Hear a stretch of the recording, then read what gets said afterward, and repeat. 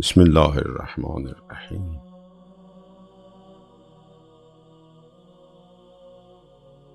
Detachment from all but God.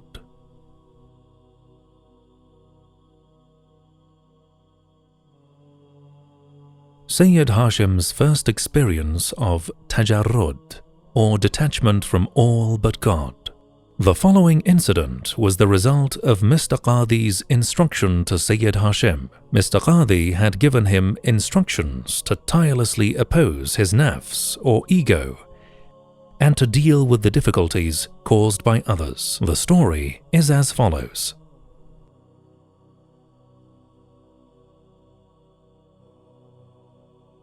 The verbal and physical abuse of Mr. Haddad's mother-in-law due to his poverty. At the time, due to financial problems, Mr. Haddad was living in the house of his in-laws. His father-in-law had given them a room for free at the other end of the yard, where they lived for 12 years. His father-in-law, Husayn Abu Amshah, was truly fond of Mr. Haddad. His mother-in-law, on the other hand, not only disliked him, but would not hesitate to mistreat him in any way possible, whether with verbal insults or physical abuse.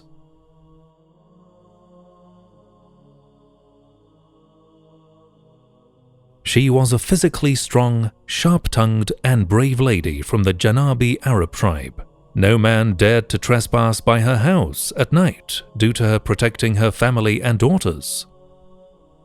If anyone passed by her house on and off, she would go out, confront him all by herself, and make him regret passing by there.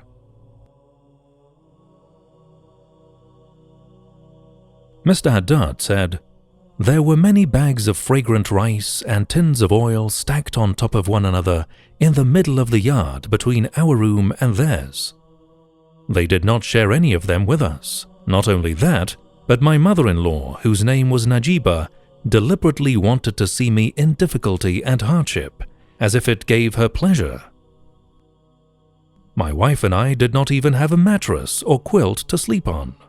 Sometimes, when it was cold, we had to fold half of the simple rug on which we slept to cover ourselves.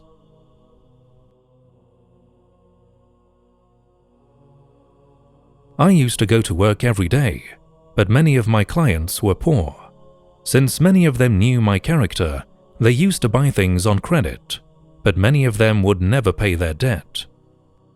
There was also my apprentice, who used to take as much as he wanted.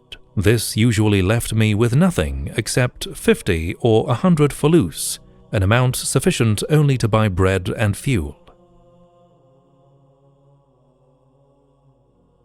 Months would pass and I couldn't buy meat for my family. My mother-in-law's biggest problem with me was my poverty, which she viewed as a real disgrace.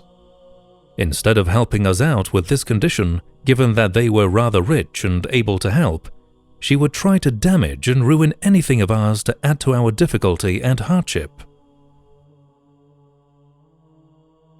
Meanwhile, my intense spiritual state and the teachings of Mr. Qadi did not allow me to accumulate wealth. Neither could I reject the poor and needy, nor could I turn down anyone's request to buy on credit. That was my spiritual and psychological condition at the time. I couldn't behave otherwise.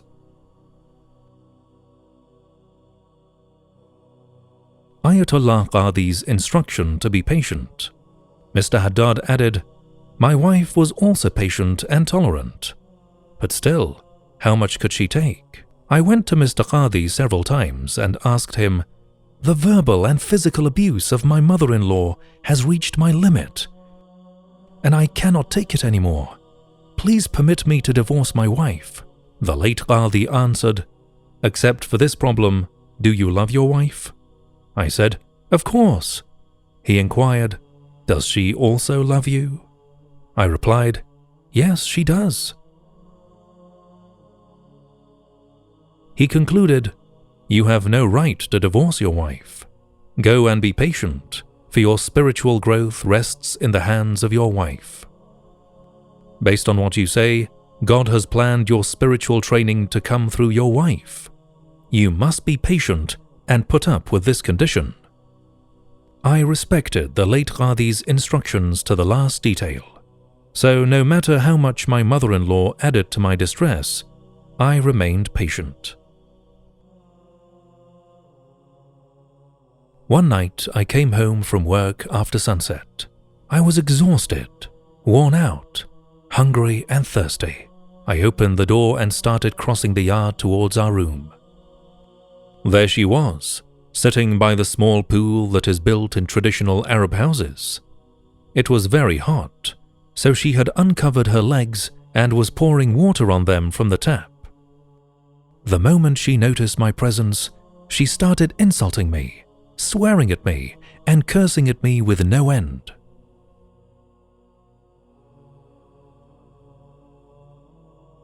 I didn't go to our room. Instead, I took the stairs directly up to the roof to lie down and rest there. But she raised her voice. Now even the neighbors could hear her swearing and cursing. She went on and on until I was fed up.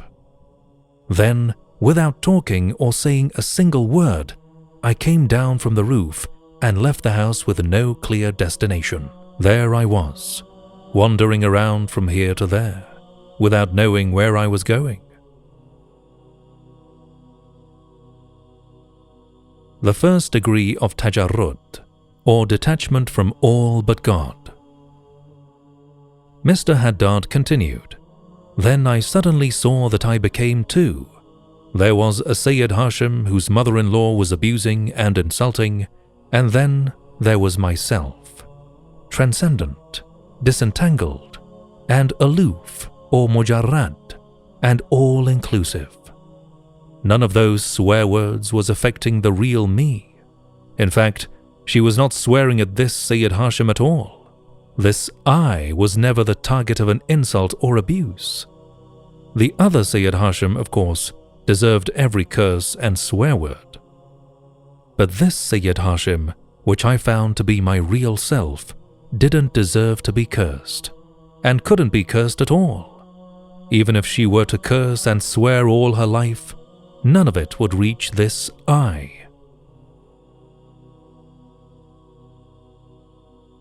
I realized then that I had achieved that divine and heavenly spiritual state due to having endured my mother-in-law's swears and insults.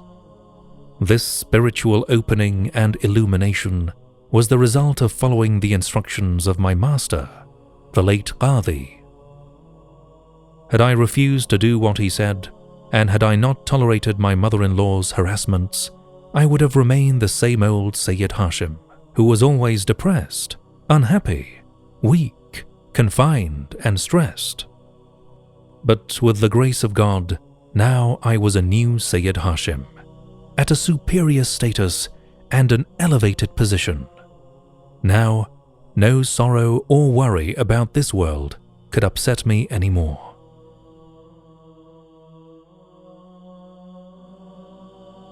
I immediately returned home and threw myself down in front of my mother-in-law, kissed her hands and feet, and told her, "Do you suppose that I'm upset with what you said?